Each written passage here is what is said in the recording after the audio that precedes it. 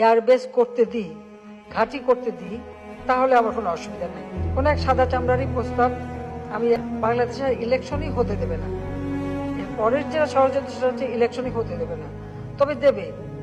আর আমার ক্ষমতায় আসতেও অসুবিধা হবে না যদি আমি বাংলাদেশে কারো এয়ারবেস করতে দিই, ঘাঁটি করতে দিই, তাহলে আমার কোনো অসুবিধা নেই। কোনো এক সাদা চামড়ারই প্রস্তাব, আমি একই জবাব দিচ্ছি, যে আমি জবাব দিচ্ছি স্পষ্ট যে আমি বঙ্গবন্ধু শেখ মুজিবুর দেশের অংশ ভাড়া দিয়ে বা কারো হাতে তুলে দিয়ে আমি ক্ষমতায় যেতে চাই না, আমার ক্ষমতার দরকার নেই। যদি জনগণ চায় ক্ষমতা আসবো, হলে আসবো।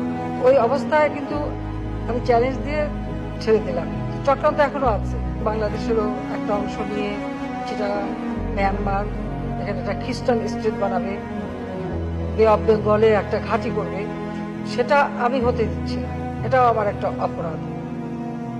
এখানে মানে এয়ারবেস করে কার উপর হামলা করবে যদি একটা দেশকে দেখানো হয়, কিন্তু সেটা তো না। আমি তো জানি আরো কোথায় যাবে, যে কারণে আমাদের কিছু সমস্যা সবসময় পড়তে হচ্ছে, হবে আমি জানি, কিন্তু আমি এটা পাত্তা নিই না। সোজা এখানে চায় কেউ কেউ যেখানে এমন একটা সরকার আসুক যারা তাদের পদলেহন করবে।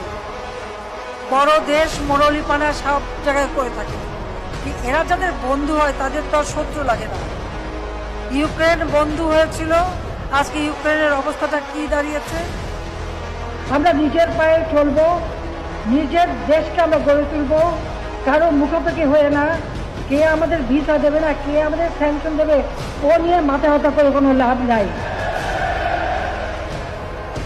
30 ঘন্টা প্লেনে জার্নি করে আটলান্টিক পার হয়ে ওই আমেরিকা না গেলে কিচ্ছু আসা যায় না।